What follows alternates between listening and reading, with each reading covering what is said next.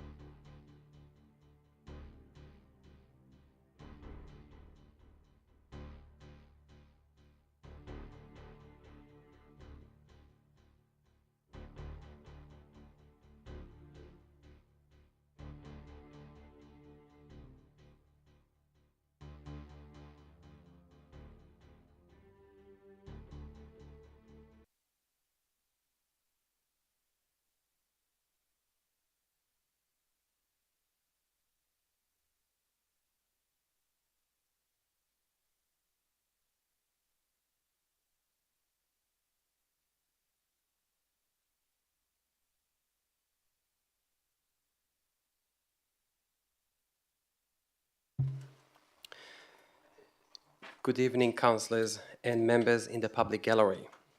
I will officially reconvene this ordinary council meeting at 7 p.m. Thank you for your attendance tonight. Councillors and members of the public, tonight's meeting is a continuation of the ordinary council meeting adjourned at 11:04 p.m. on 30th April 2024. Once attendance has been taken, the meeting will commence from the point at which it was adjourned. All declarations of interest made on the evening of 30th April 2024 will continue to apply, and I will draw attention to this at the beginning of each item. We would like to acknowledge the traditional owners of this land in which we are meeting, the Whadjuk people of the Noongar Nation, and pay our respects to elders past, present, and emerging. Councillor Osasowski is attending electronically this evening. Mayor Pifaretti and Councillor Sutherland are on leave of absence, and all other councillors are present in the chamber. Section 10, reports. We will soon commence with the remaining items in Section 10 that have been withdrawn by councillors. I would like to alert councillors that I will also pull item 10.5.1.6, which is policy review private trees.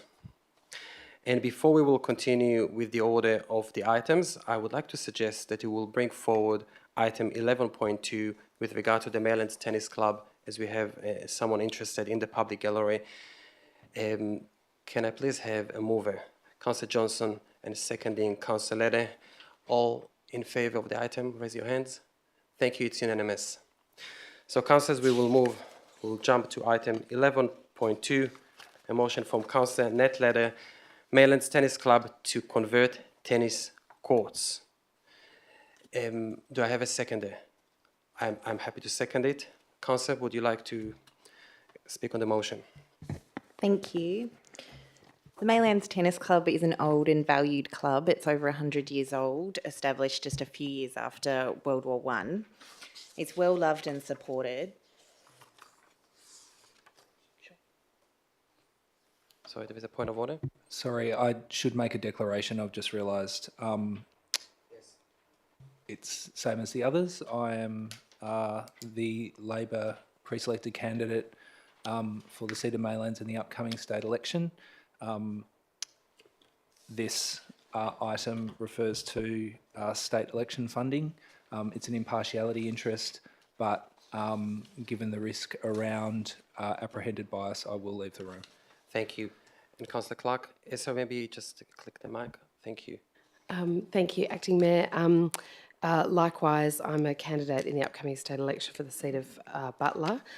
So out of an abundance of caution and subject to obtaining further legal advice and written advice from the CEO, I'm also going to leave the room. Thank you. Thank you.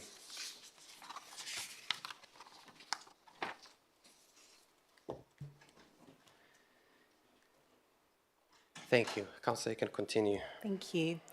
Attempting this court conversion has been a strategic necessity for the club for some time, and its future sustainability in many ways depends on moving in this direction. The aim of this motion is to get the city to work with the club at an earlier point in time than they might usually for a CSRFF grant. Plus the in-principle support of council will start some balls rolling with other pieces of the puzzle, such as Tennis Australia. Tennis Australia sees this as a priority project for WA, which is a testament to the importance of Maylands Tennis Club in the tennis landscape and also the importance of the project to the club. Community usage of hard courts at Maylands Tennis Club has grown a massive amount. It's where the club growth is happening. It's favoured by juniors, improves accessibility, and will give the ability to play at night. I just want to thank the Deputy Mayor as well for working together on this and encourage councillors to support it so that they can work with the city and assess the viability of a CSRFF application this year. They're an awesome community-minded club. Thank you. Thank you. We already approved this very similar application on 21st August 2021, We didn't spend any money as yet because the previous application was unsuccessful. It did not go ahead. So this is the second opportunity for the club to do something that is really needed. It's growing. They have growing membership, and they really need that, as we heard from the mover. So I'm happy to support it. Anyone would like to speak against the motion? Anyone would like to speak in favour? Please. Yeah, Councillor. just a question. Well, delighted to see this, but I just wanted to understand the process because I actually thought that we were still going to go for funding on this item. So I just wanted to check with the city. What's the process when we've had a rejection on funding? How does that work? I suppose is probably the more general question. Thank you. I will go to the CEO. Yeah, through the chair. So the rejection of funding was the previous grant application. So each year, my understanding with CSRFF is that councils are able to put up similar funding and it wouldn't have any impact. They're judged on their merits on an annual basis. Yeah, probably just if I can continue on. I'm speaking for just yeah, really delighted to see this. It's a great thing. It was great the first time and to support it. Really want to see this happen. So fingers crossed we can get across the line this time. Thank you. Any other comments, councillors? Councillor Palmer. Thank you, Acting Mayor. I just want to check. Puts this funding into 25-26, then the CSRFF will oblige by their equal funding. Is that correct? CEO. Through the chair, I can't commit for the CSRFF funding. They judge all their applications and then they will make their determination based on the applications that they receive. Thank you. Any other comments? Councillor Johnson. Oh, yeah, I'd just like to actually thank Judy, who's here tonight, for a really great deputation last week. It was quite interesting to hear a little bit more context around it.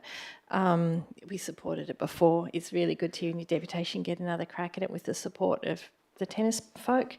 So yeah, I'm going to be supporting it. Any other comments? If not, I will go to the mover to close.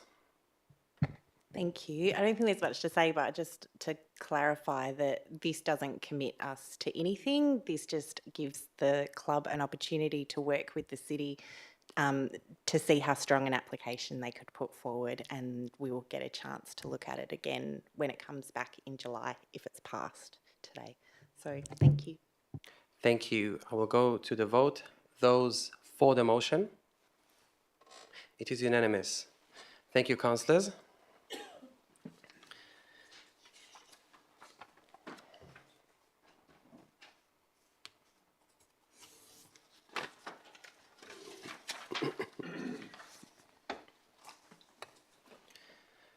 Councillors, the motion was carried.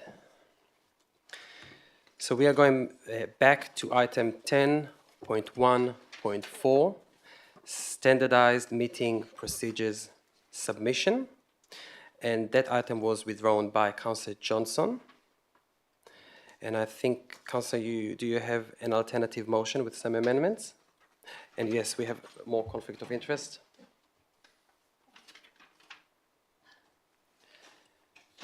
Councillor. Yes, thank you. I think there's, just flicking through my list, yeah, there's a amendment in the run sheet. That It is on the screen, councillors.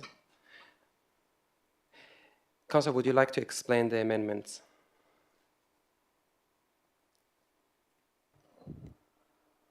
Sure.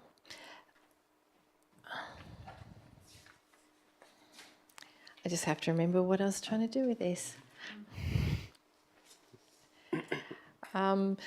Because I have a rescission, I had a rescission item or a revocation item on this agenda, it became apparent to me that we didn't have a clear process. So my request is to include that in, is a request to include a clear process in standard meeting procedures, and there's also some additional wording which I think is a combination with Councillor Latter around about transparency of questions. Councillor Latter might be able to explain that in more detail. Thank you, Councillor Latter. Sorry, do I have a seconder? Councillor Latter, I was assuming. Sorry. That's okay, thank you. So mine is part 1B, I think, or part 1.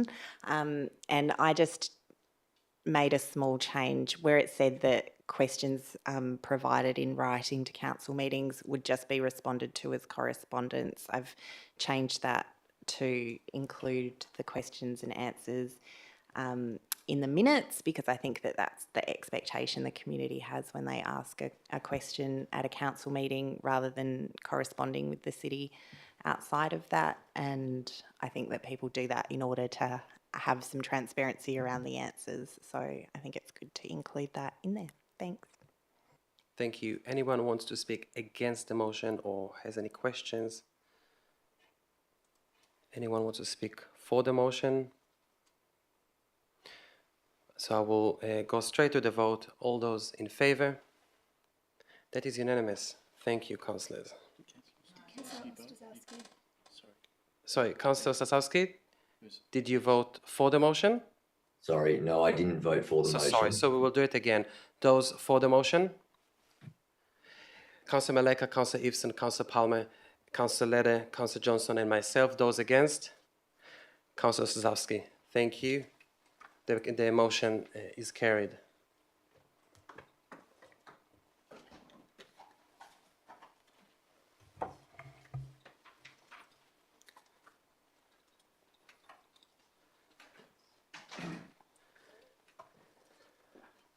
Councillors, the alternative motion by Councillor Johnson was carried.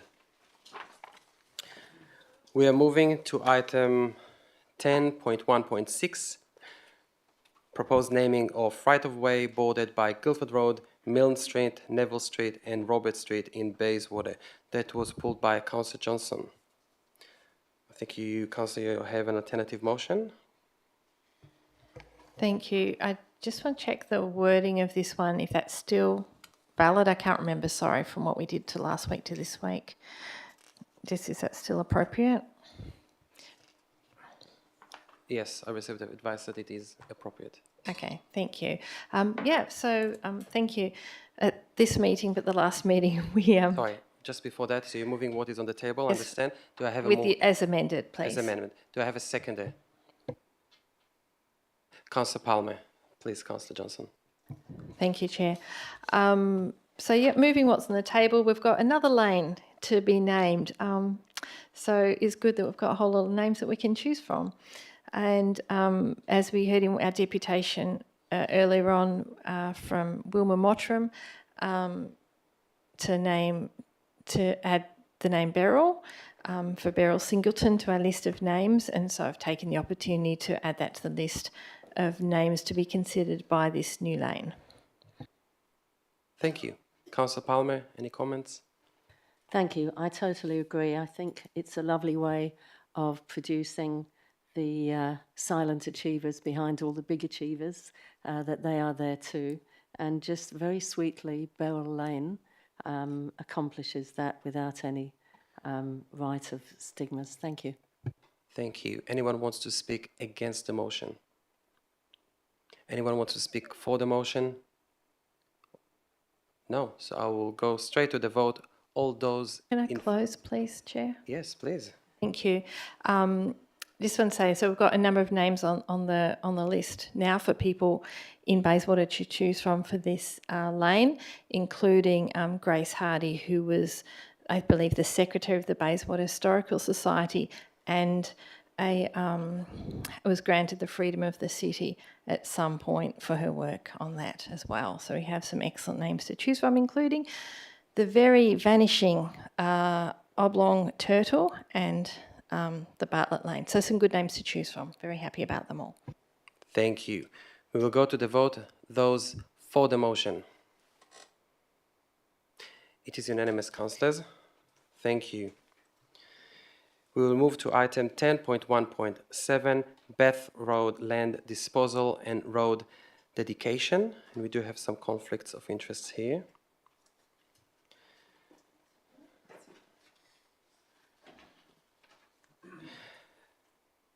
The item was pulled by Councillor Palmer, but Councillor Johnson has a question. So how about we will start with Councillor Palmer.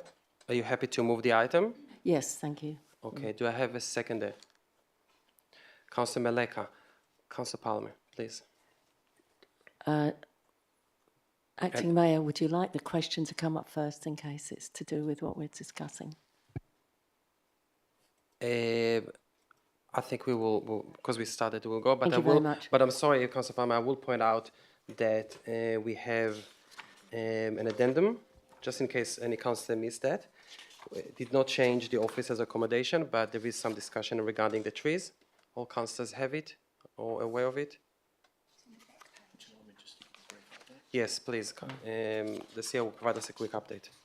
Yeah, just through the chair, councillors, we issued an addendum late last week, and it was just in relation to some further discussions with Main Roads, and we were able to meet with them quite urgently, and Main Roads have confirmed that they will plant 300 trees there within the catchment area, and then the 13 juvenile trees which were planted by the city in 2022, I've discussed that with the director, and they can be replanted within that area as well. So there's minimal impact on the trees. Thank you. Councillor Palmer.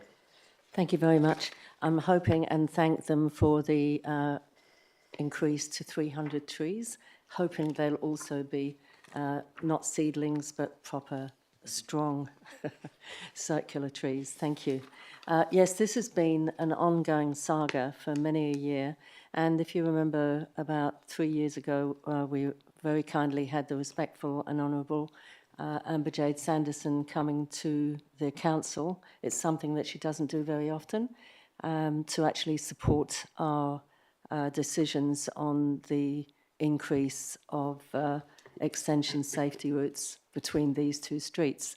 So I'm very happy. I won't go into it because it's all there, but it is, we've pursued with the land, we've pursued with the design, we've gone ahead with everything, and I think it's just a matter of going through the procedure of 10.1.7, which I support. Thank you. Thank you. I will go to the seconder, Councillor Meleka. Thank you. Yeah, I suppose we don't have much further to add, but look, it is a talking point in the community. The Bath Road area is an issue, and so I'm glad to see that we're finally progressing something along the lines to improve safety.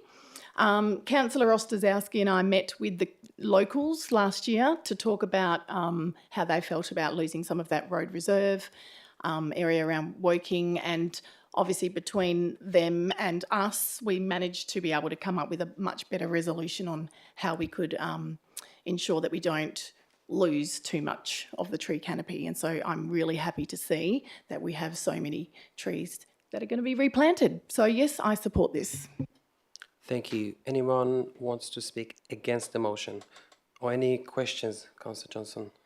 Thank you. Yes, I did indicate last week when we started this meeting that I did have a question, and it was about the 1 to 5 replacement of trees, which Main Roads had said they wouldn't do, but delighted with the work of the officers and the CEO to, with the update that we've got, that there will be now 300 trees planted over the site. So thank you for that. So that's the answer to my question. Thank you. Okay. Thank you. Any other comments, councillors? Okay, look, just a quick comment from me, just for the record again, and we spoke about it last time. I'm not as comfortable taking public open space, especially from Morley, and I'm still wondering if other road treatments would have been better, but this is what is being progressed by Main Roads, so this is what's on the table. I will go back to Councillor Palmer to close. Thank you, Acting Mayor. It's quite interesting that you say that. I'm glad you brought that up, because when you drive through that area, it's that one piece of land that always looks abandoned. It's not a traffic area, it's not even a dog walking area. So I think we're actually making very safe and good use of that land area, as it's a long parcel as well. Thank you. Thank you. We will go to the vote. All those for the motion. It is unanimous. Thank you, councillors.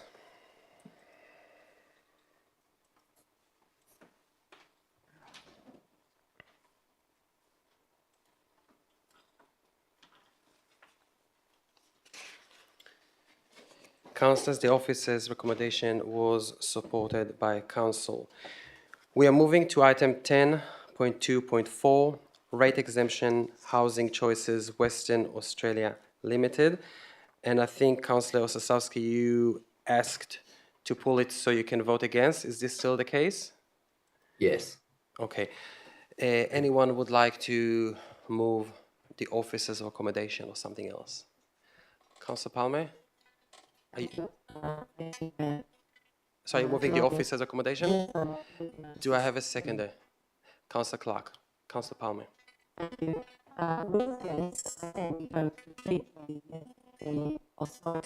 Perhaps so, then, Councillor. Maybe just turn it off and on. Try again. Let's try. Let's try.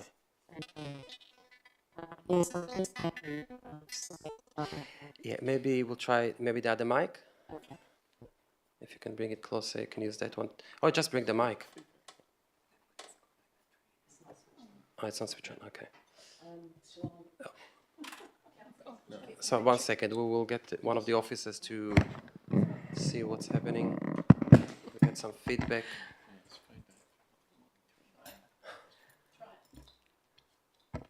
Thank you very much. Feels a bit. Okay. Okay. Okay. So Councillor Palmer. Yes. Just looking at the housing choices Western Australia, I believe they fit all the criteria, and unless there's any future criteria that they can't abide with on the actual laws of charity, I think that we have to abide by the law of the land, and this is what it is. And that's what the council officers have recommended, and that is just a legal issue. Thank you. Thank you, Councillor Clark. Thank you, Acting Mayor. Just further to what Councillor Palmer said, and as I've said since I've been on council, these sorts of things come before us and we have to look at whether or not it's a charitable purpose. It's very clear here there's an organisation that helps Aboriginal and Torres Strait Islander people, families and financially disadvantaged people, people at risk of homelessness, people experiencing homelessness, people from a culturally and linguistically diverse background, people with disabilities and unemployed persons.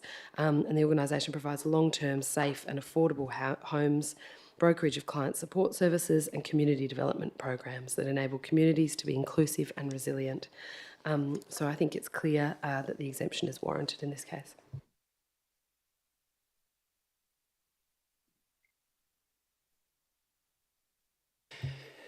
Any councillor would like to speak against the motion? Yes, Councillor Osasowski. I have a question, please. Yes. Thank you.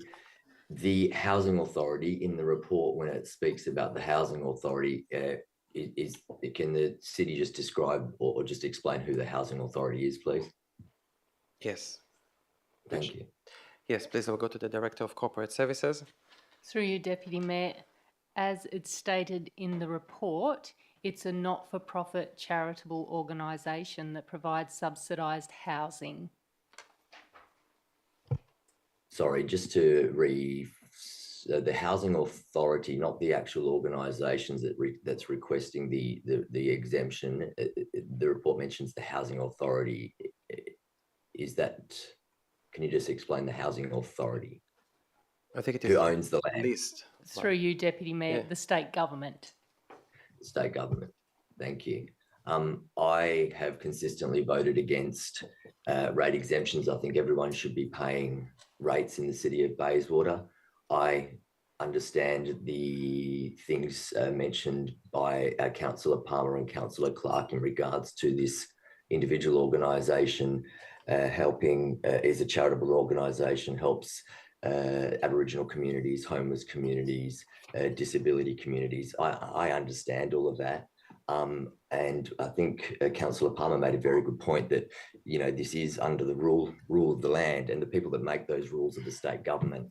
And I think it's unfair that the state government isn't paying or offering to pay the rates for this organisation. So it'll be nice if the state government could stop wiping their hands and passing it down to lower levels.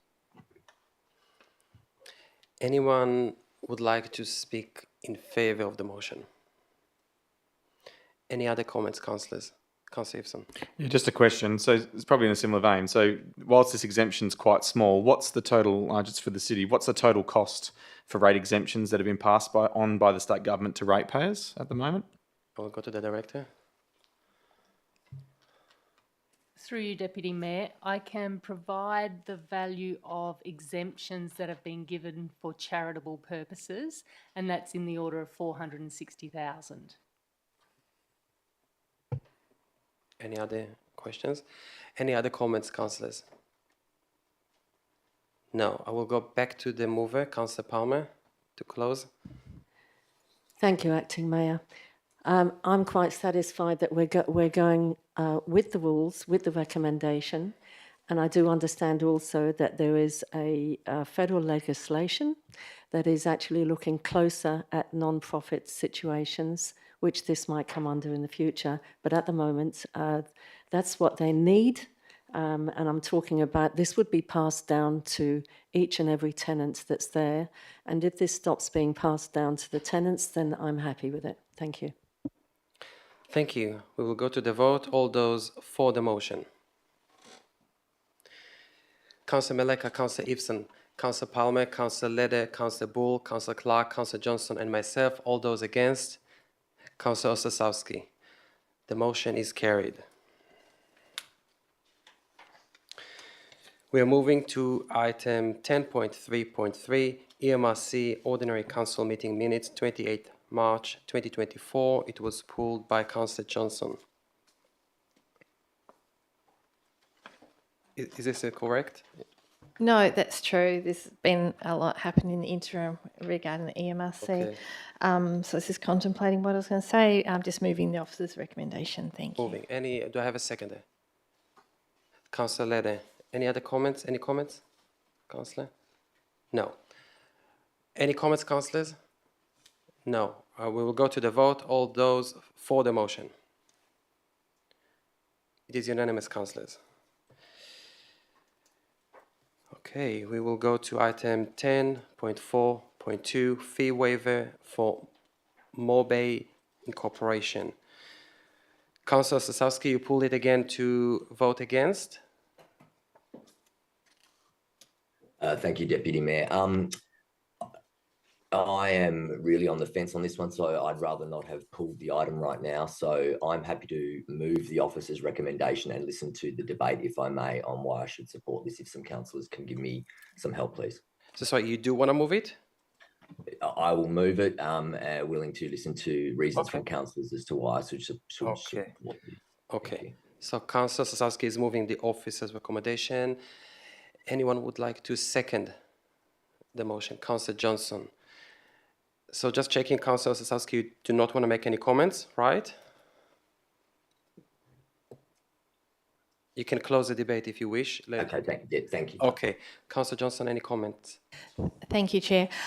So my recollection is that some years ago, the city took over the running of our community centres after it had been run for some years by volunteers in our community. City's not able to get involved in gambling-like activities such as bingo. It's pretty fierce down there, I understand.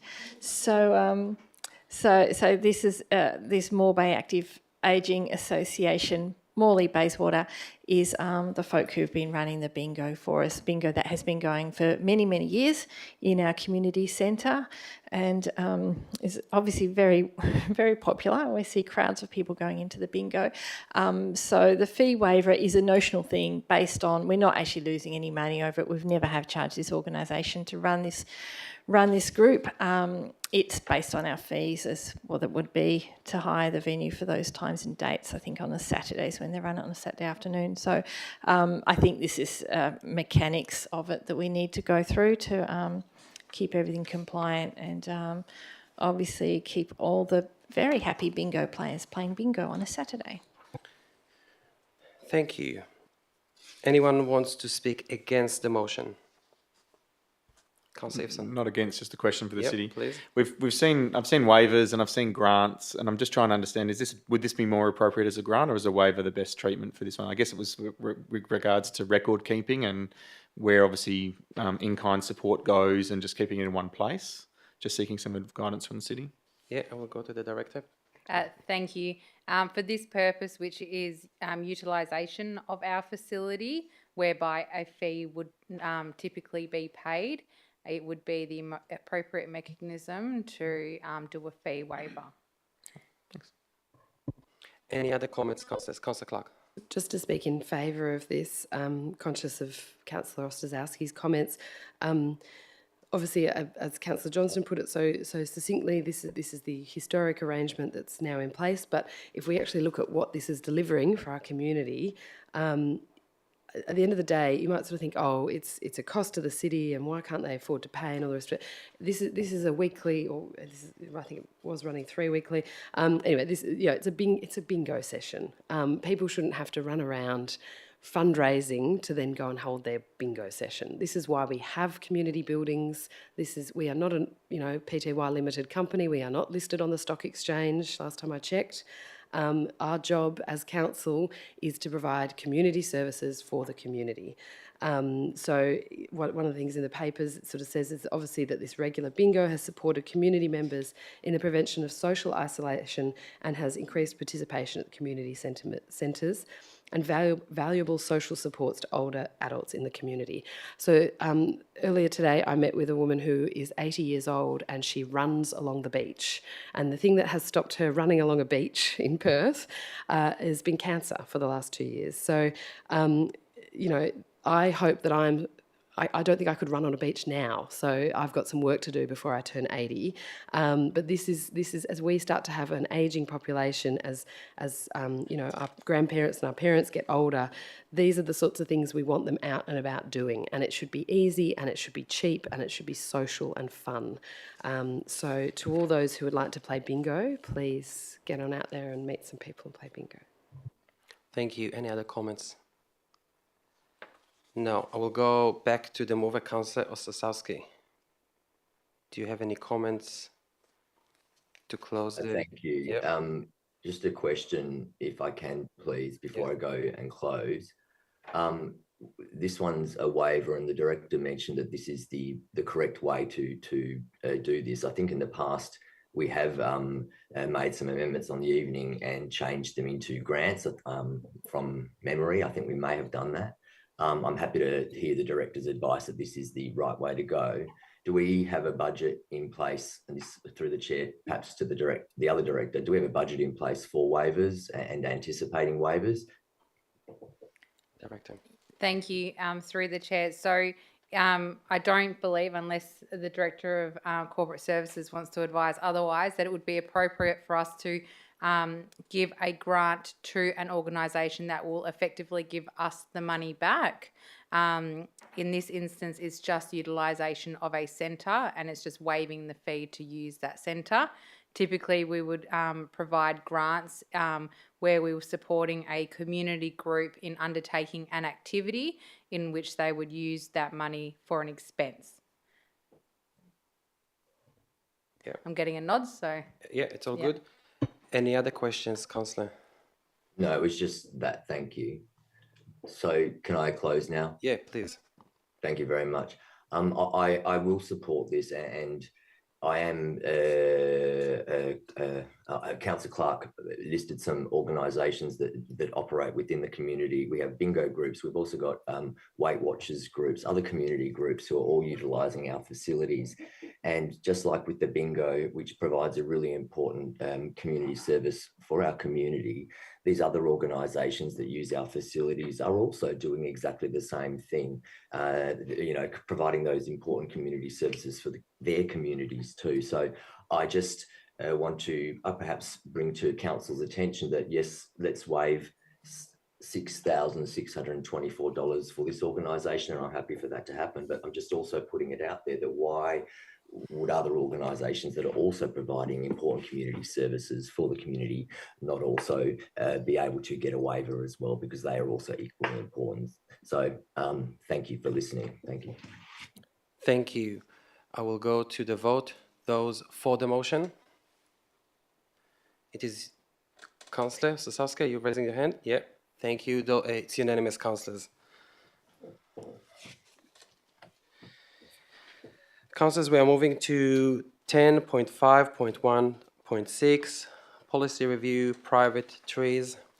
I pulled this item, and just before the meeting, I sent an alternative to the city following a conversation that I had with a community member. And can I have the alternative on the screen? That's it? Yes, so I'll explain what I'm doing here. So limb 1 is the same as the officer's recommendation, what we have in the report. I'm adding limb 2, which says the Chief Executive Officer to present possible amendments, options, and recommendations for changes to the significant tree register private land policy and guidelines to improve them, encourage nominations, and increase the chances for approved registrations on the register. The report will be presented at the next Policy Review and Development Committee for consideration. Do I have a seconder? Councillor Eden, thank you.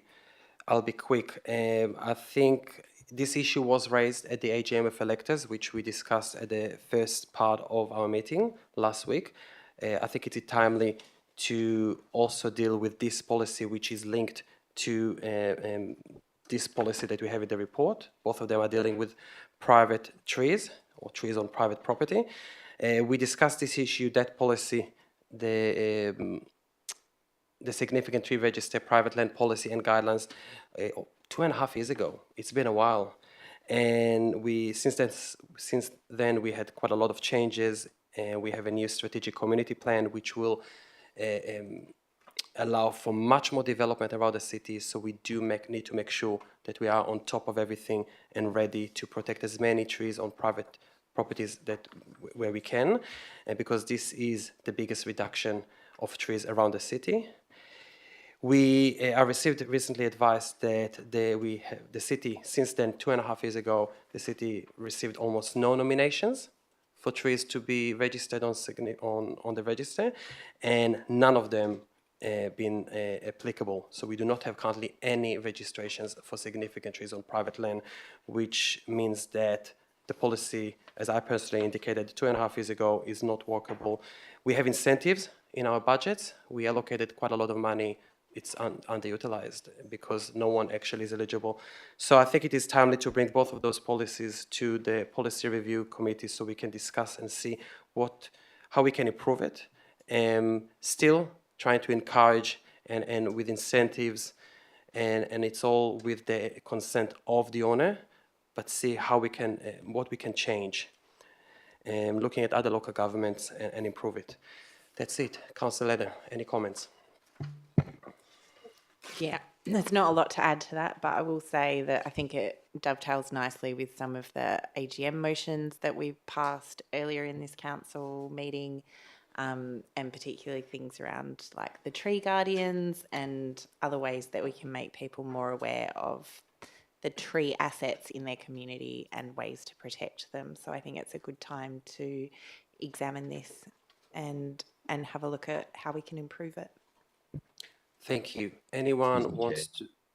Yes, Councillor Osasowski, please. Sorry to interrupt. I'm not able to see the amendment on my screen. Is the city able to share that over to my screen, or am I able to get it via an email or something, please? The city is checking. Thank you.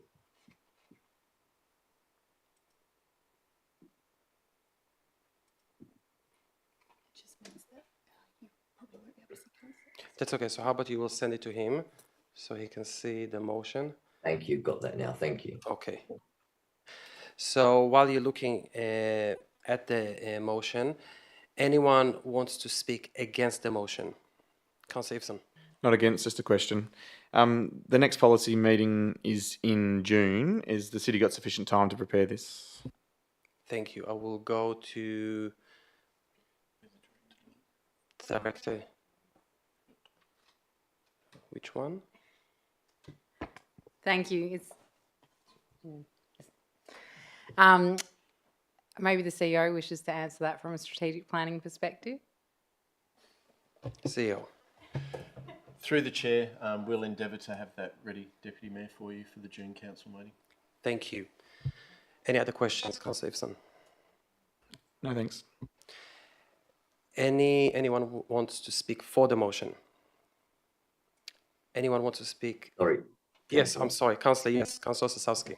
That's right. I know it's a little bit tricky. Question in regards to the significant tree register private land policy. When is that next scheduled for review on the policy review schedule? Is the city able to help with that? The city is checking.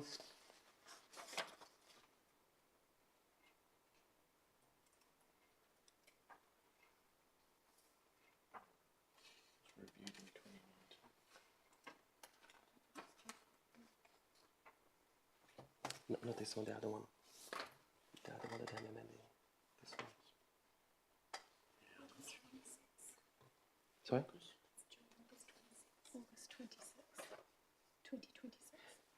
August 2026.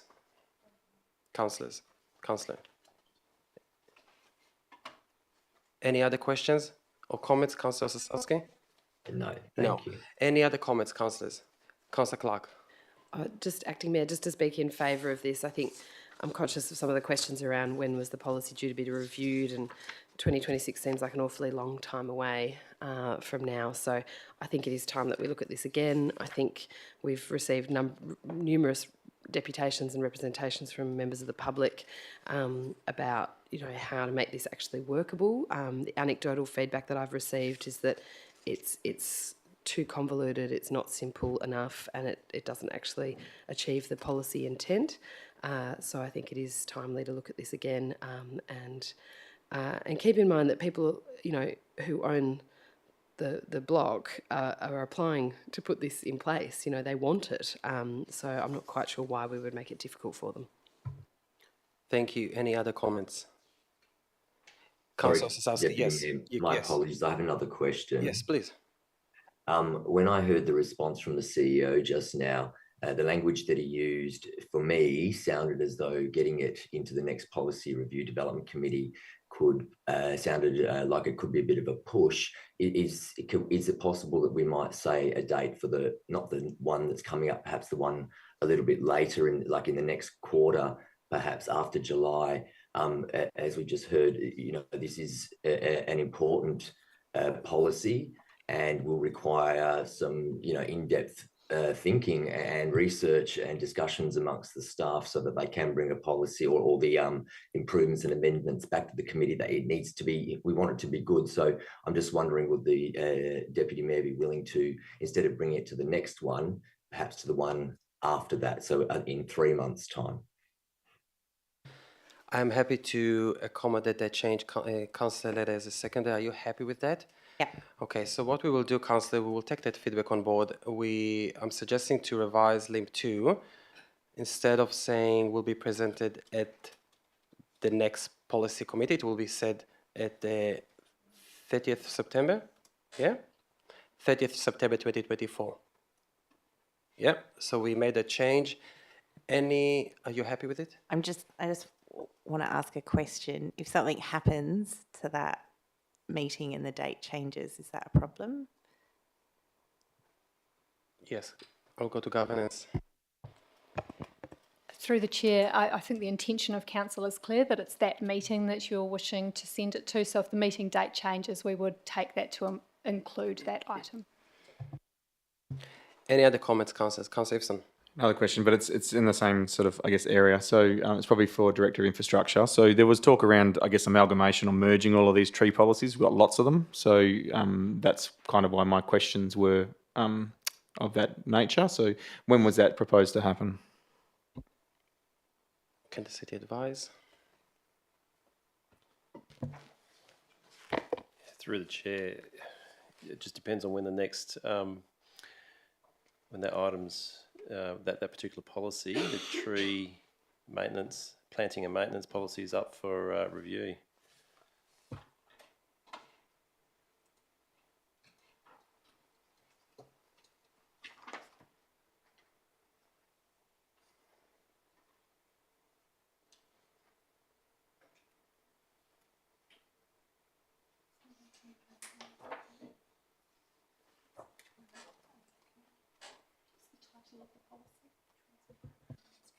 Tree maintenance, tree planting and maintenance policy.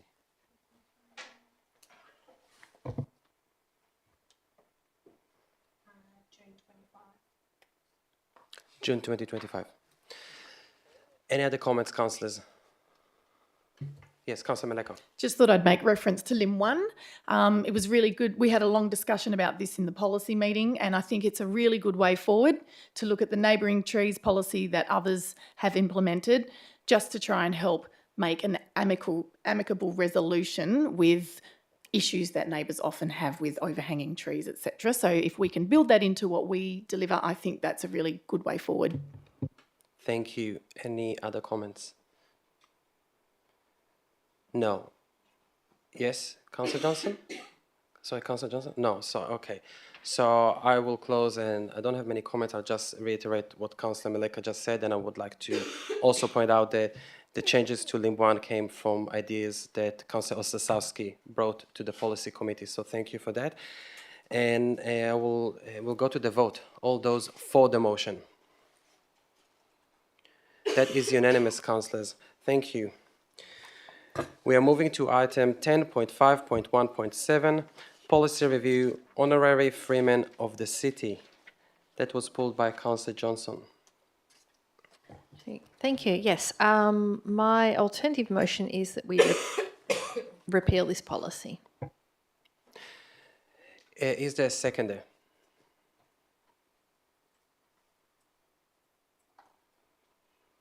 No seconder, it will lapse. Councillors, is there a seconder? Councillor Palmer is seconding. Councillor Johnson. Thank you. Thank you, Councillor Palmer, for giving me the opportunity to speak on this. We are considering reviewing a policy called Honorary Freemen of the City policy. I don't think we need it. I think we've got lots of ways of recognising citizens in our community. The reason for change, I will read it out, it's included in the run sheet. This rarely bestowed honour is archaic, representing a ceremonial freedom from serfdom. It is unnecessary as we have other ways to recognise community contribution, such as a variety of citizenship awards or inclusion in the names register. Thank you. Any comments, Councillor Palmer? No, thank you. Anyone would like to speak against the motion? Councillor Clark. Sorry, Acting Mayor, I'd like to foreshadow the committee and officers' recommendation. Okay, so we have a foreshadowed committee recommendation to council. And I'm happy to speak against if that's... Yes. Yeah.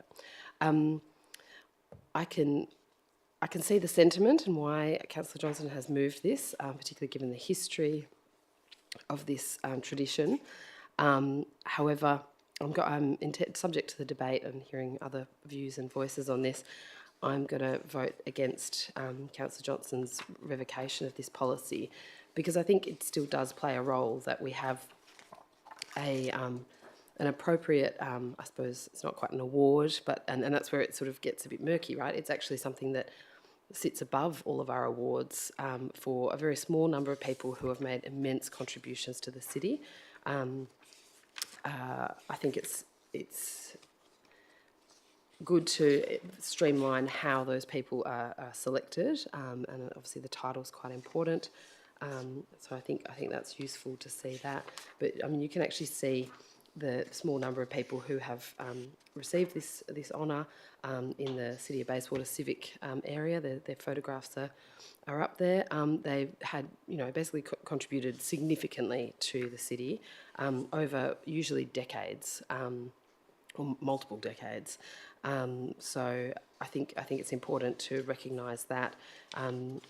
I must confess there should be more women in that list, and the title Freeman, it doesn't quite sit with our contemporary standards, but I think it's something that we should still keep in terms of recognising contributions to the city. Thank you. Any other comments, councillors? Councillor Leder? No. Councillor... We're talking still on the Councillor Johnson's motion on the table to repeal the policy. Councillor Maleka. I too would like to speak against the motion. Look, there is something about tradition. I have to agree with Councillor Clark. It may sound archaic in today's terminology, but look, it does exist, and it did have a place, and we do have people on that list. So what would happen? Does Does it become defunct and it doesn't exist anymore? I think it has a place, and I'd be really sad to see it go. What do we do? Erase the past? I don't think so. I don't think that's the way forward. Thank you, Councillor. Any other comments, councillors? Councillor Leather. Thank you. I think I'd like to foreshadow an amendment as well. Do I have to give details of that?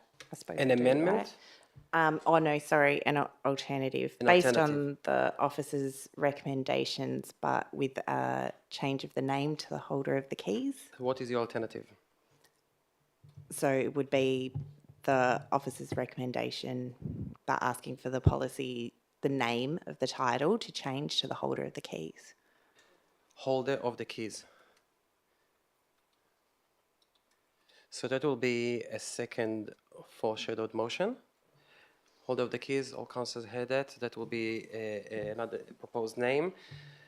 Any other comments? Yeah, I feel really tempted by this because I think that it is outdated, and I feel like changing the name of it is a way to bring it up to contemporary standards, making sure that people recognise it as something that is open to everybody who meets those criteria. I think the fact that I believe we only have one woman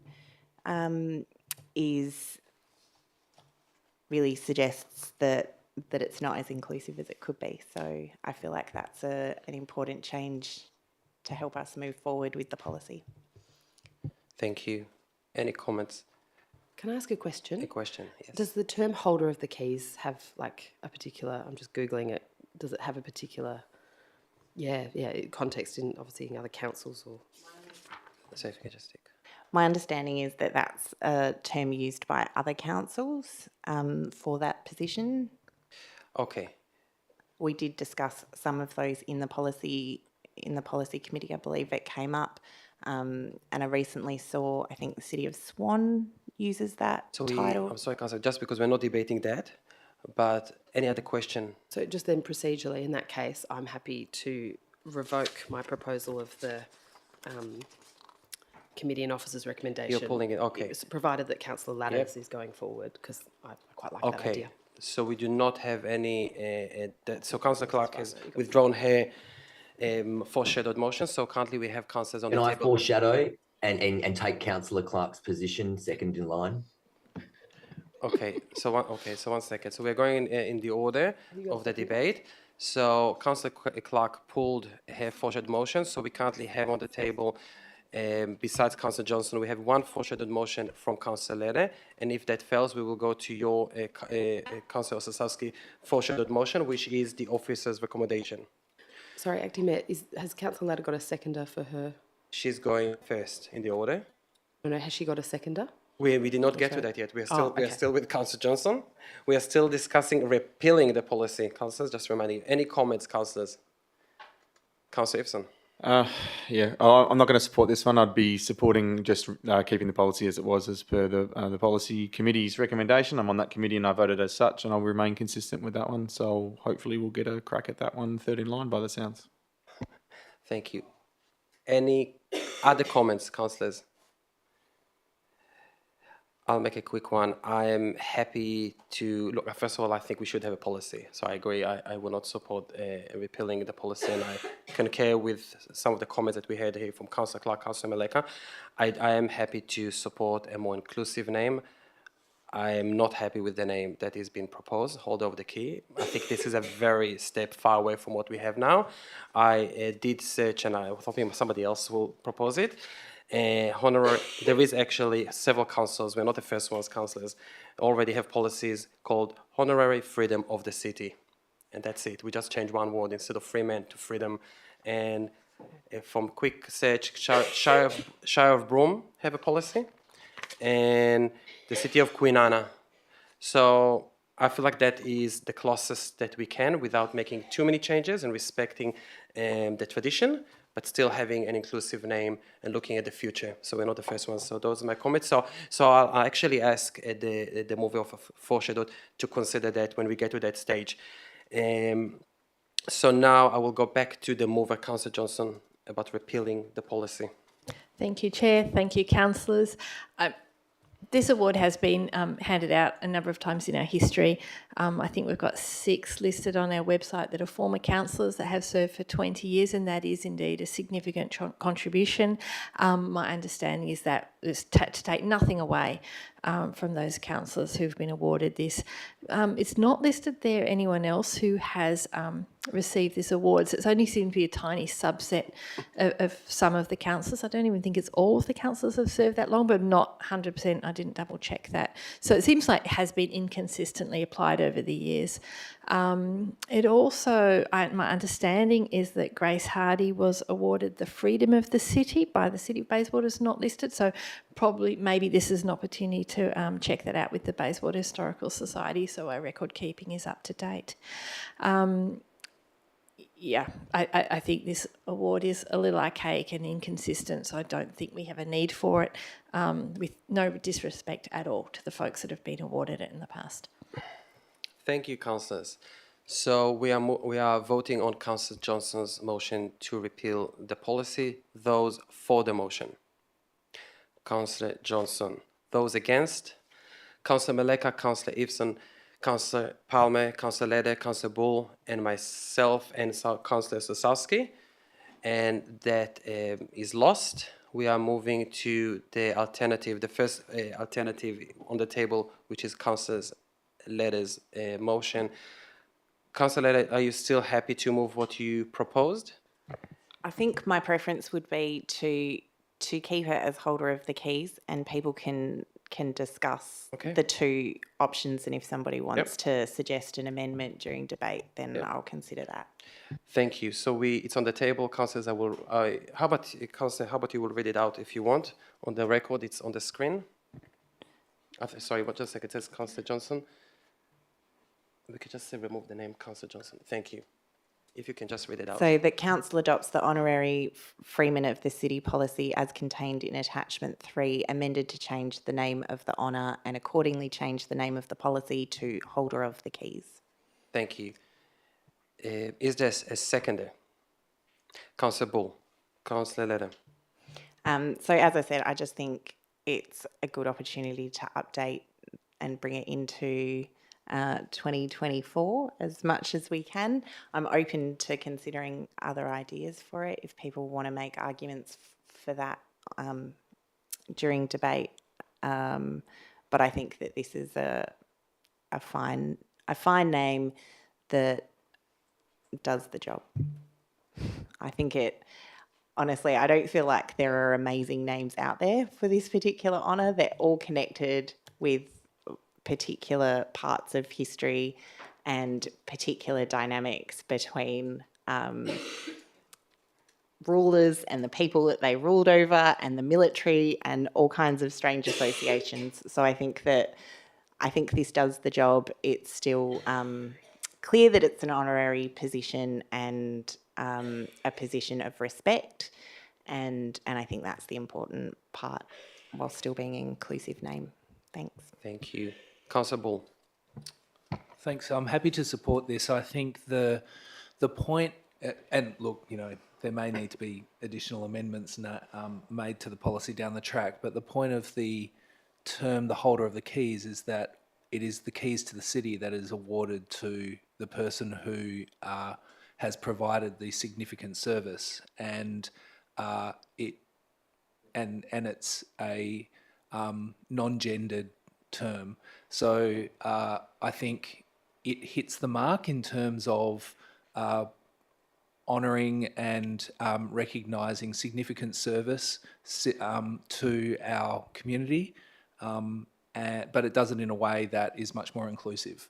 And for those reasons, I'll support it. I know City of Wanneroo has recently changed their honour from Freeman of the City to Holder of the Keys with the specific purpose of dealing with this point.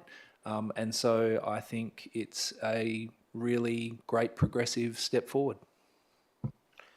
Thank you. I will move and add the amendment, or I'll ask the mover if she wants to change that to the freedom of the city. If she wants to accept that.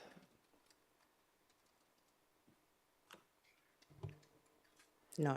No, thank you. So I will move that as an amendment, which will be the same motion on the table, just changing the word instead of holder of the keys to freedom of the city. Is there a second there? Councillor Palmer, thank you. I just think that if we are changing it, it shouldn't go too far. Not only is respect to those who already received that award, but also because I think it's a better name. I will go to you, Councillor Palmer. Thank you. Yes, I consider it to be a better name. I always remember visiting on holiday the Tower of London, and you hear them marching along saying, holder of the keys, you know. So the holder of the key connotation to me can be everything and anything. I feel freedom of the city holds a very strong element and direction towards respect to whoever's getting it. So, and that can't be connoted in such a way. Thank you. Thank you. Any comments, councillors? Councillor Clark, we are discussing my amendment to Councillor Leder's motion, which is to change the words holder of the keys to freedom of the city. Any comments, councillors? Yes. I think my only hesitation around this is that it maintains that connection, or could be seen as maintaining that connection with serfdom and like gaining your freedom. And I don't feel like particularly comfortable bringing that aspect of it through the name. And I understand that you could interpret it in multiple ways, but I think that's my main hesitation with that. So I just wanted to voice that for others to consider. Thank you. Any other comments, councillors? Councillor Maleka. Yes, I think choosing names ad hoc as we are right now, I think it's a bit problematic because we haven't had a lot of time to think about it. As such, you've just raised an issue that was kind of swirling around in my mind as well with its connotations. So I don't feel comfortable with either of them. For now, I feel we could stick to what we know. And yeah, I'm much more comfortable with that because I think we need a lot more time on this. Thank you. Any other comments, councillors? No. Okay, so I will close and I don't have any further comments to make. So we are going to vote on the amendments, on the amendment to change the words to freedom of the city. Those for the amendment. It is Councillor Palmer and myself. Those against, Councillor Maleka, Councillor Ivson, Councillor Leder, Councillor Bull, Councillor Johnson and Councillor Osasowski. That is lost. We are going back to debate Councillor Leder's motion, which is on the table. Anyone who hasn't spoken who would like to speak? No. Councillor Leder, would you like to close? Yeah, I think this is probably the main alternative name used by other councils. So I think it's fairly straightforward. Maintains the prestige of the position, the honour of the position, whilst bringing it into 2024. So I hope you'll consider voting for it. Thank you, councillors. We are taking it to the vote. We are voting on Councillor Leder's motion. Those for the motion. Councillor Leder, Councillor Bull, Councillor Johnson. Those against? Councillor Maleka, Councillor Ivson, Councillor Palmer, Councillor Osasowski and myself. That is lost. We are going to Councillor Osasowski foreshadowed motion, which is the officer's recommendation. Is this correct, Councillor? Yes, thank you. Is there a second? Councillor Ivson. Councillor Osasowski, would you like to speak on the item? Very briefly, this is part of our history. The name is part of our heritage. I see no reason for us to be changing the name of this very important civic award within the city of Bayswater. Thank you. Councillor Ivson. Nothing further. Discussed thoroughly in the policy meeting and obviously in debate. I'm happy with leaving things the way they are. Thanks. Thank you. Anyone would like to speak against the motion? Anyone would like to speak for the motion? Councillor, we are voting on the officer's recommendation. Any other comments, councillors? Which is the officer's recommendation, moved by Councillor Osasowski, which is to adopt the officer's recommendation, which is the policy, keeping the name honorary freeman of the city. This is, we got to that. Any other comments, councillors? For or against? No, I will go back to you, Councillor Osasowski. Would you like to make any further comments? Thank you. I have nothing else to add. Okay, so I will take you to the vote. Those for the motion. Councillor Meleka, Councillor Ibsen, Councillor Bull, Councillor Clark, and Councillor Osasowski. Those against? Councillor Palmer, Councillor Leder, Councillor Johnson, and myself. And I think that is carried. Is that Deputy correct? Mayor, my apologies. I'm going to have to leave. I don't think I'm well enough to carry on. I don't want to keep coughing over everyone. Thank you. Thank you. Thank you. So, one. Sorry, can we do that vote again? Sorry, 1, 2, 3, 4, 5. We have 5 for, and we had 4 against because we are 9. So that is carried, councillors. We do not need to do it again. Especially Councillor Clark is leaving. She already voted. Thank you. Okay, I'll give you a minute to do your thing. Okay.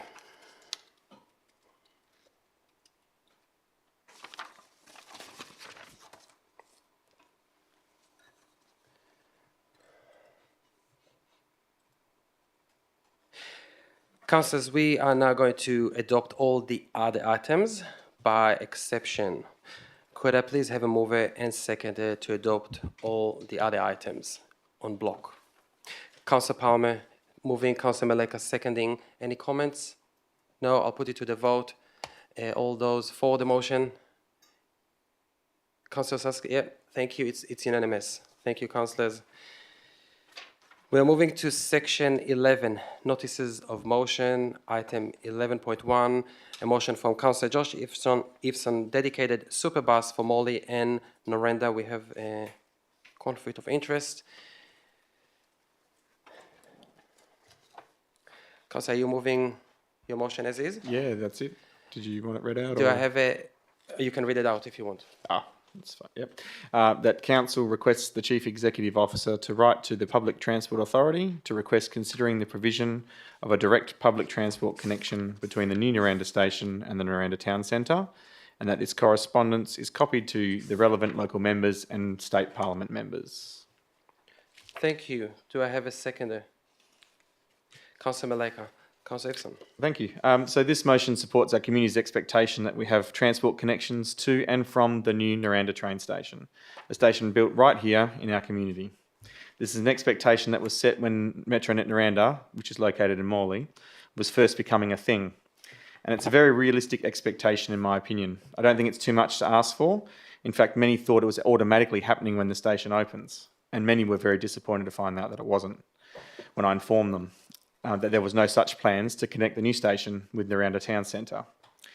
Council will likely be across the positives of important public transport connections already, but I'll just quickly mention a few specifics that have come up in my conversations with the community. Kids that can't ride or walk will be able to catch a bus to local schools. People with mobility challenges or those that can't walk 2 kilometres won't have to endure being isolated or asking for favours to get lifts or hopping on and off non-direct routes to access the places that they need to go. Local businesses and community facilities in our town centre and Noranda Palms will be connected to people to the east and west, as well as thousands of Metronet passengers every day, bringing and supporting more vibrancy and life, like we saw at Noranda Bites. And there can be many more greater community outcomes, but we need that transport connection to do so. We've recently seen changes rolled out by the PTA for the Bayswater station, which included route realignments, deletions and modifications all the way out to Bassendean. And we have the same opportunity here with the Swan Valley and beyond. So why isn't this being considered for Morley and Noranda? Our community expected to be connected. They experience all of the construction, the road closures, the noise, some pretty challenging conditions. It shouldn't be too much to expect that they could easily get to and use a new station being built in their area. This motion seeks to give more people access and ability to utilise Metronet and this new station. It's about catering for everyone, not leaving people stranded or behind. Thank you. Yeah, thank you. Councillor Meleka. Oh. Yes. Thank you. Look, not much more to add there. Just obviously this is looking at filling a gap in the system. So a very valuable service to implement, and so we can look into it. And I suppose everyone would be happy to see a direct bus to rail route that can be utilised. So yeah, all good. Thank you. Anyone wants to speak against the motion? Oh. Can I ask a question, Yes. please? Why have we put superbus on the actual notice of motion? Yeah, I will go to the mover if he wants to reply. Good question. So it's a term that has come up in PTA for other connections around Morley as well. So it's really just to show that it's a dedicated service that's going to and from. It's not just doing the rounds, because at the moment, as you see from the officer's report, there's definitely north-south connections, but there's nothing that's moving east-west. It's connecting the station. Thank you. Any other comments? Anyone wants to make comments on the item? Yes, Councillor Palmer. Thank you very much. First, I'd like to make sure that you know that I do not have an impartial interest. The bus does not reach my part of McGilroy Avenue. So I just thought I'd state that. Yep. Those buses are running in other directions, but towards McGilroy. I received a letter from the Treasury Minister for Transport, and they are acknowledging the Morley-Noranda services are being looked into, and the proposed high-frequency service between Morley Town Centre and the Ellenbrook train line, which runs the Noranda network part. And that's initially operated by Transperth existing bus fleet. However, over time, electric buses will eventually replace with natural gas and diesel bus fleets. So I think they are on the ball there. So I hope whatever we do with this, we all want to see as much as possible. We all want to keep our foot in the door, as long as it's not costing this city money to do so. And I respect what Metronet are doing. It's marvellous that they're going to that case and keeping us all so well informed. Thank you. Thank you. Any other comments, councillors? Councillor Johnson. Thank you. So the line to Ellenbrook was such a missed opportunity for our community. We have a Morley bus stop that's not barely in Morley. It is. We have a Noranda station that's barely in Noranda, and also for the Malaga folk, it's barely in Malaga as well. So that huge industrial area is still very poorly served by public transport. Mirrabooka still has no train. It's a hell of a long way from Mirrabooka to the city by bus. So perhaps vaguely as a question to the mover, I mean, I think that Noranda Superbus, I don't anticipate you're talking about just an express between Noranda Town Centre and Station, which I'm sure would be fine, but there's so many opportunities for Noranda and surrounds to be better served by public transport. I tried to get to a wake at the Morley-Noranda Sports Centre some years ago by public transport. It was incredibly difficult and almost impossible to get home. So I do know that area is poorly served by public transport, and to have that train so tantalisingly close but still a few kilometres walk or drive away for folks, I think the expectation absolutely is that the train stations will be well served by public transport. So yes, to a bus. Thank you. Any other comments? Look, I will make quick comments. I fully support this. I think the state government still has a lot of work to do when it comes to improve the bus frequencies and services around Perth and in our city, in particular, as Councillor Johnson just said. So this will be a good step forward. I agree also. I think it is a shame that we will have two main train stations that are not actually in the town centres. It was much easier from an infrastructure perspective to put them along the Tonkin Highway, but that wasn't necessarily the best outcome in my view. I will go to the mover to close. Not much more. I guess really good that we've got a letter from someone. I didn't catch who it was from, but any support's great for better connections in Noranda, and let's get Metronet really humming along. Thank you. We'll go to the vote. Those for the motion? It is unanimous, councillors.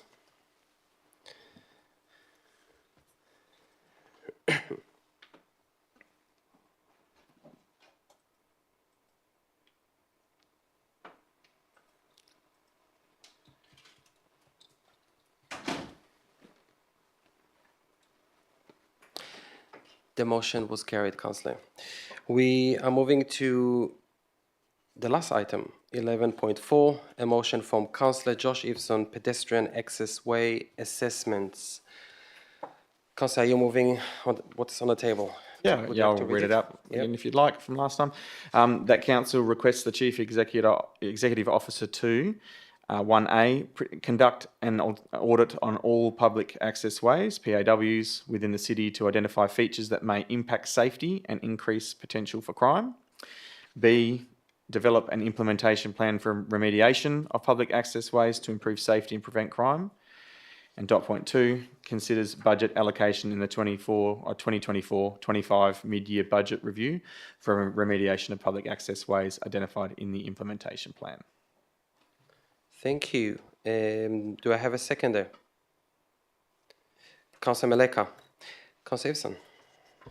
Oh, thank you. Yep. Hopefully my notes have just disappeared. There we go. Sorry. So, thank you to the officers for compiling the information in the report. It's taken a little while. Because there's a lot of PAWs. But we can now see the large amount of pedestrian access ways that are within our city. The PAWs provide a lot of benefits for pedestrians, cyclists, basically anyone wanting to get around our suburbs.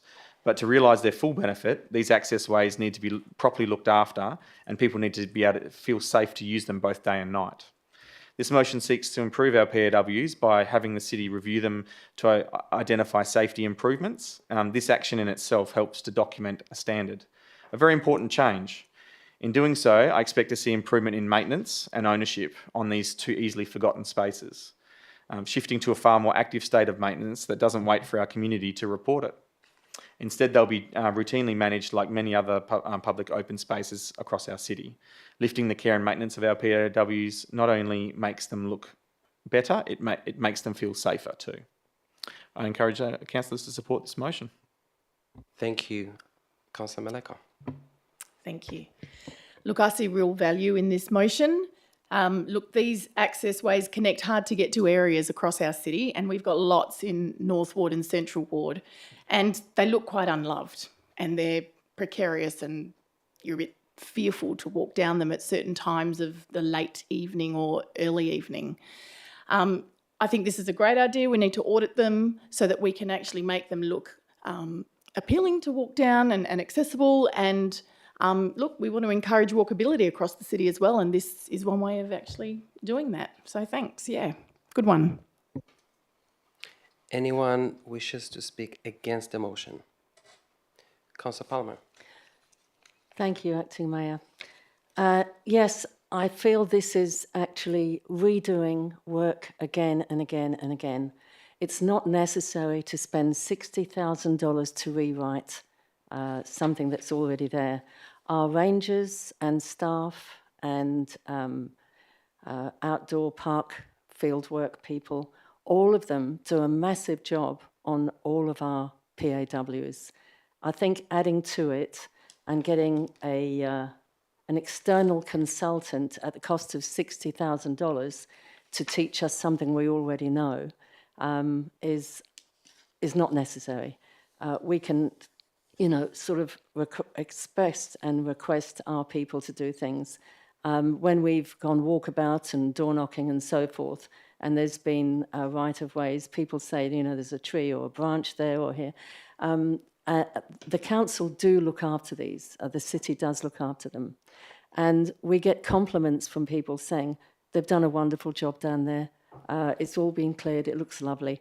How can you make a PAW safe unless you're going to put lights, guard dogs, fences higher? I mean, there's nothing you can do. That's down to the social situation of the area. If it's near a park, people are going to be skipping along or running along or cycling along. They're no safer now than they would be 5 years ago or 5 years in the future. It's human nature. These PAWs are for everybody to enjoy. The rangers do look after them. They go there on regular areas. Our staff and park staff look after them regularly.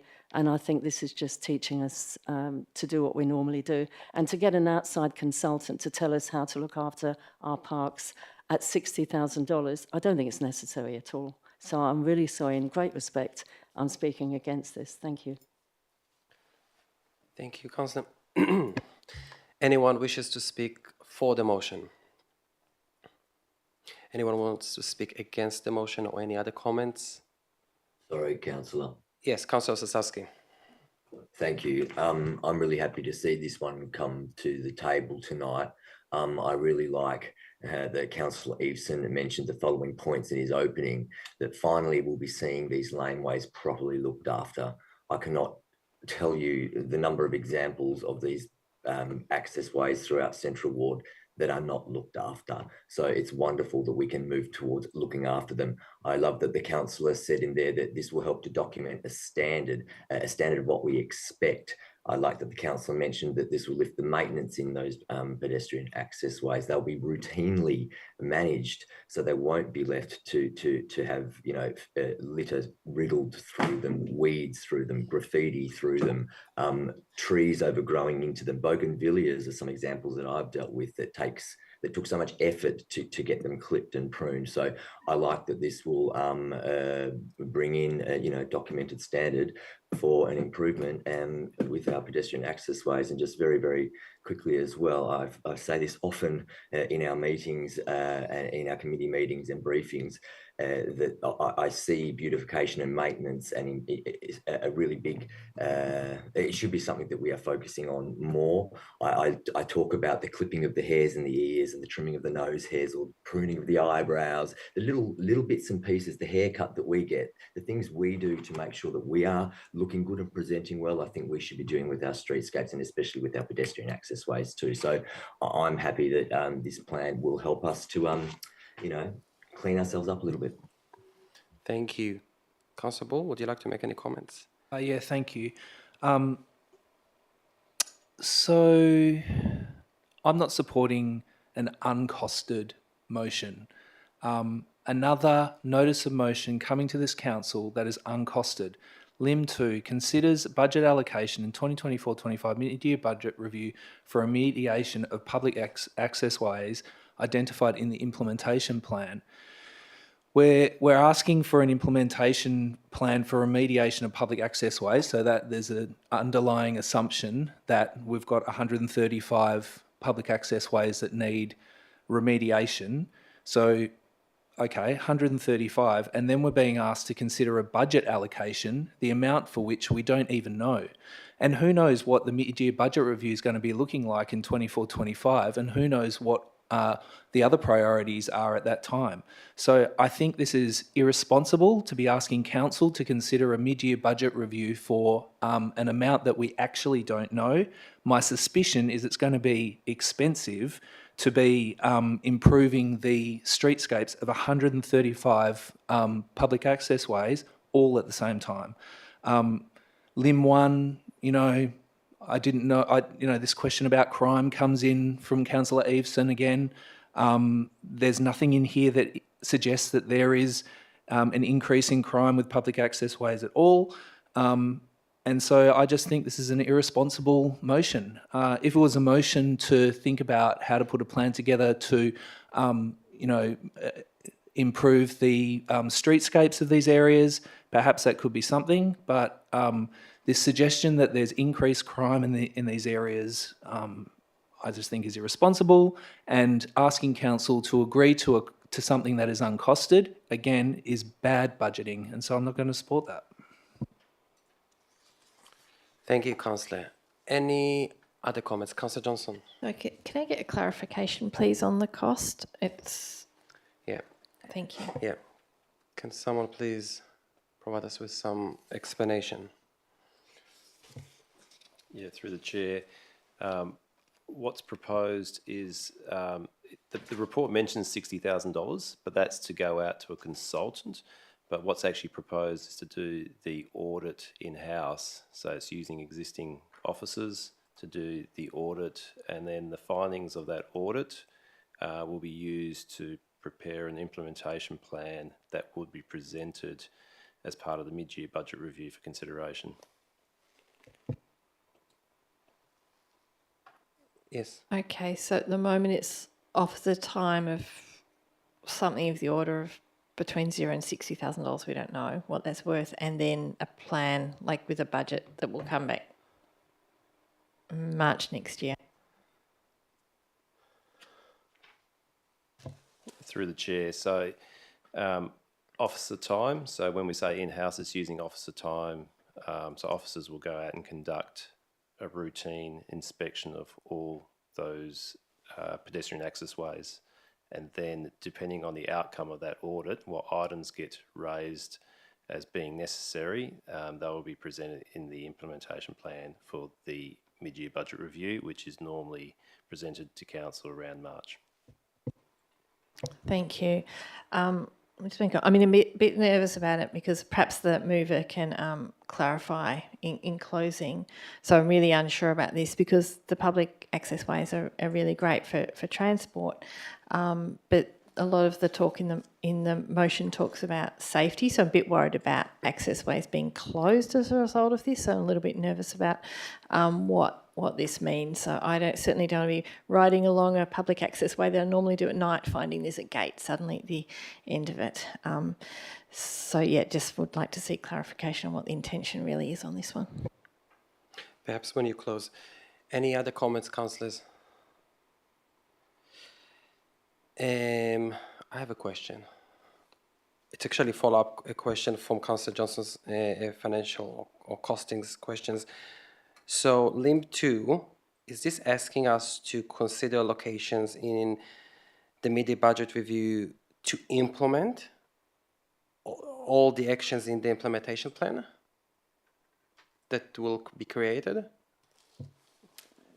Depends on how many actions there are, but I suppose if it's brought to the mid-year budget review, it'll be up to council to decide how much they want to afford to the works. It depends on the size. It could be something that spans multiple years.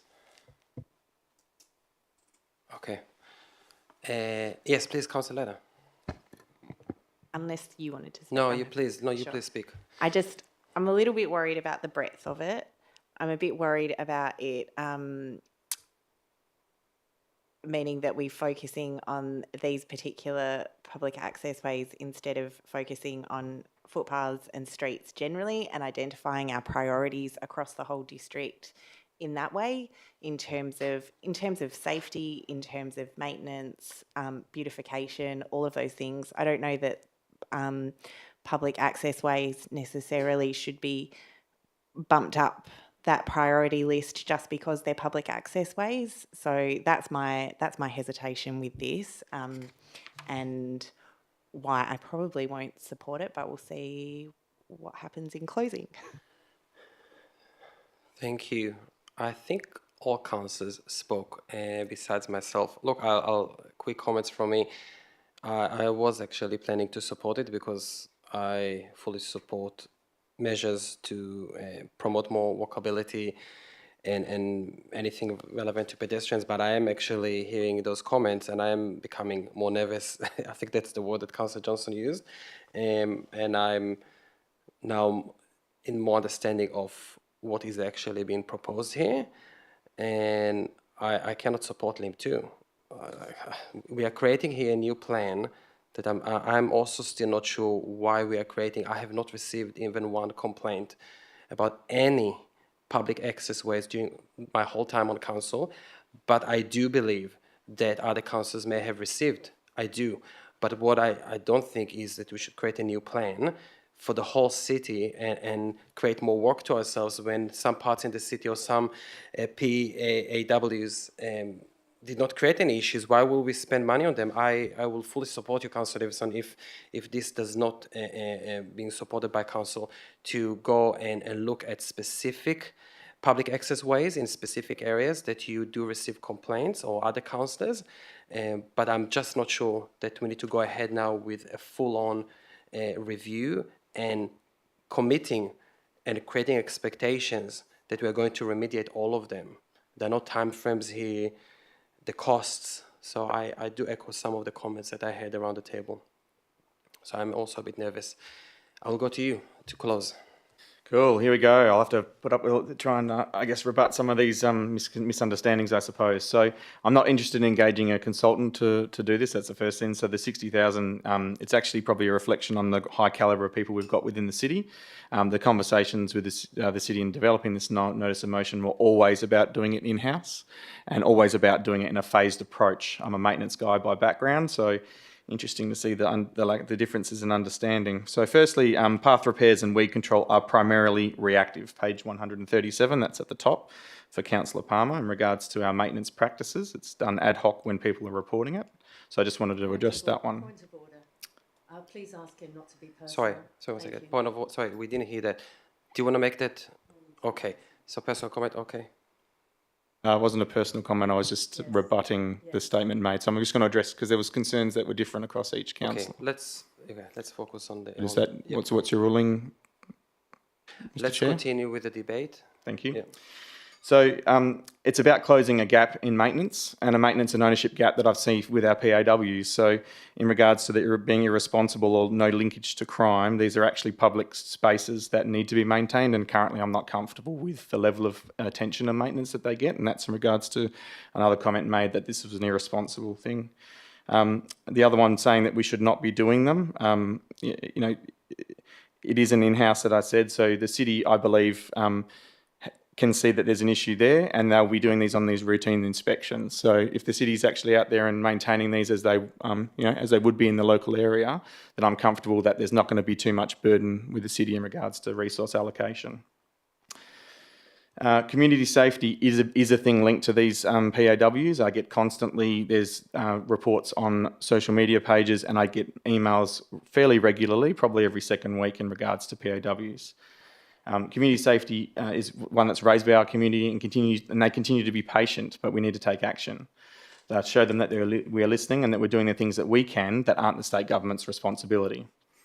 Lastly, the vast majority of PAWs are in Morley and Naranda, and that's 85% of them. So it is a localised issue and it's a planning issue. It's an urban planning and design outcome that we can better manage. And this motion does exactly that, putting us on the path to take action. So just to round out, addressing some of the concerns around trying to go from a zero to hero, essentially, that's not the intent of this. This is about rolling it into business as usual activities. These are areas that we should be maintaining anyway.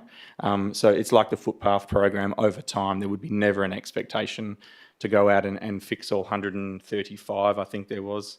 Some are active, some potentially not. It's really just about to hit the priorities within inroads. To make some changes for the community so they can see, and I encourage councillors to go and check out the PAW that spans from Widgie Road all the way down to Bramwell, adjacent to Morley Senior High School, and have a look at the lights through there. It wasn't very expensive. It makes it look a lot safer. And I've had a lot of feedback from people in the area that they do feel are safer and they do use it. So I encourage councillors to vote for this. It's not a blank checkbook. It's really about just doing the maintenance that I feel that we should be doing to start with. Thank you. I will go to the vote. All those for the motion. Councillor Maleka, Councillor Ibsen, Councillor Johnson, and Councillor Osasowski. Those against. Councillor Palmer, Councillor Lede, Councillor Ball, and myself. It is 4-4. I will use my casting vote to vote against twice. So that is lost.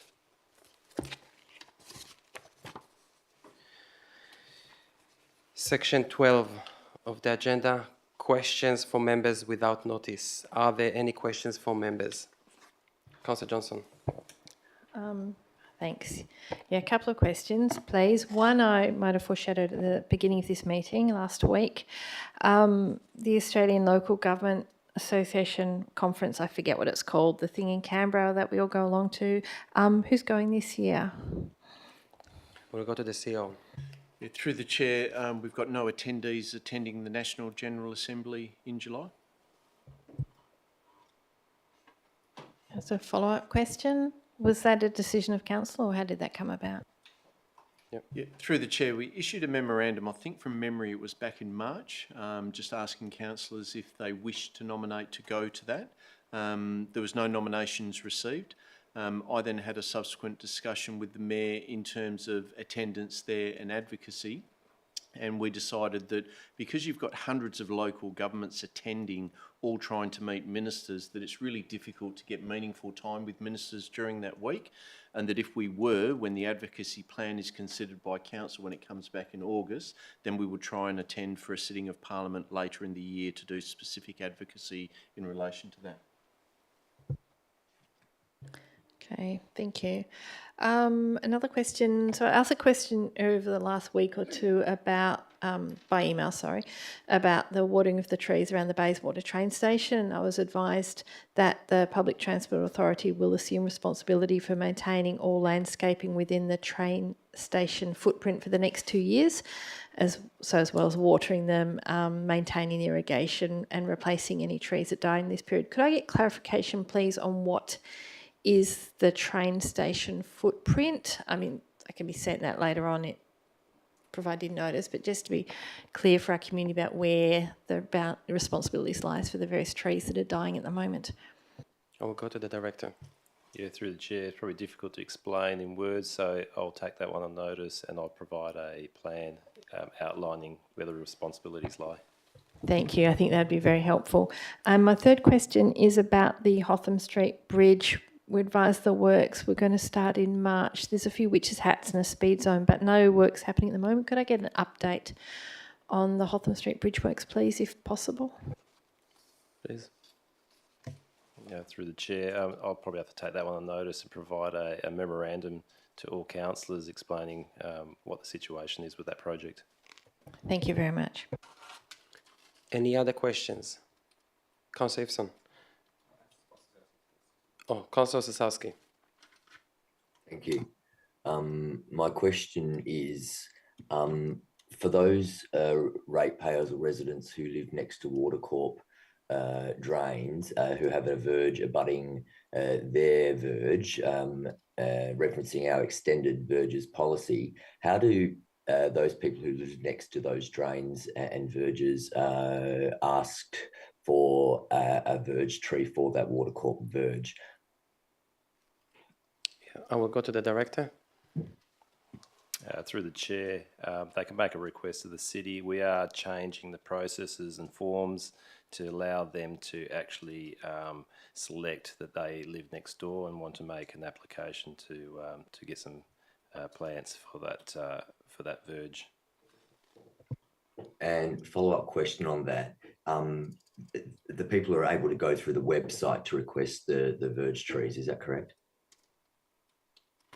Through the chair, that is the intent. I need to find out if that's fully functioning at this point in time, but I'll find out and I can report back.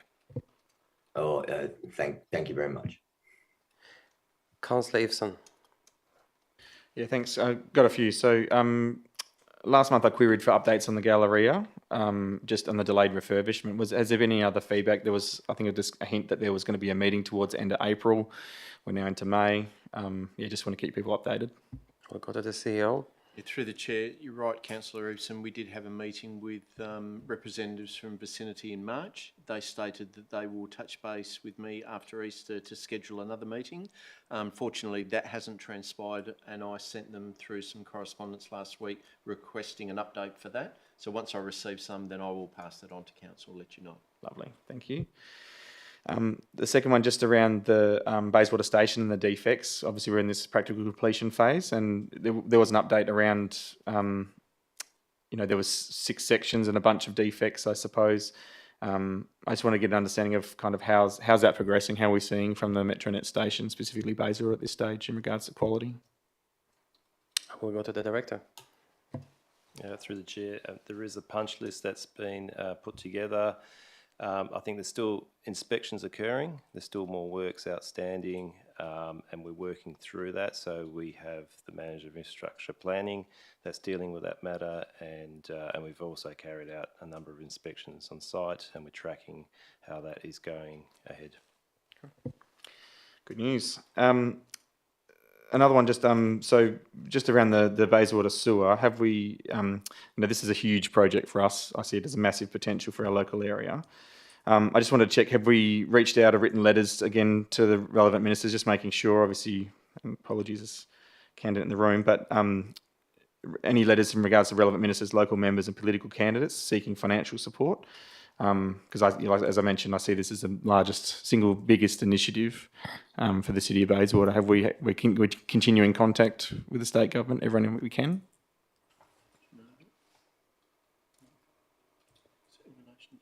The Bayswater Industrial Area Sewer, infrastructure.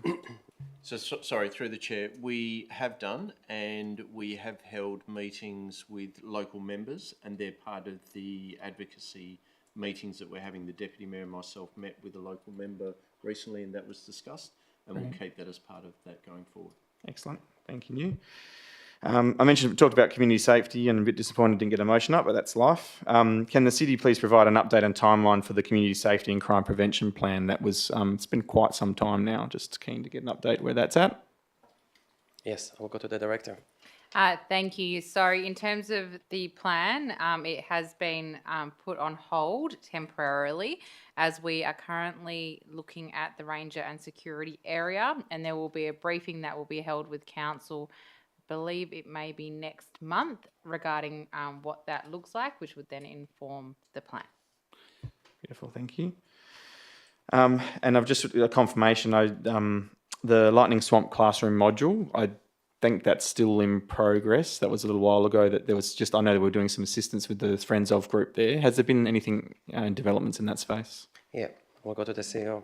Yeah, through the chair, I had conversations with John Williams last week, and the approvals through WAPC have gone through, which is really good news. Excellent news. Good stuff. So that's all gone through now. So I would imagine that program will be progressed. Cool. Thank you.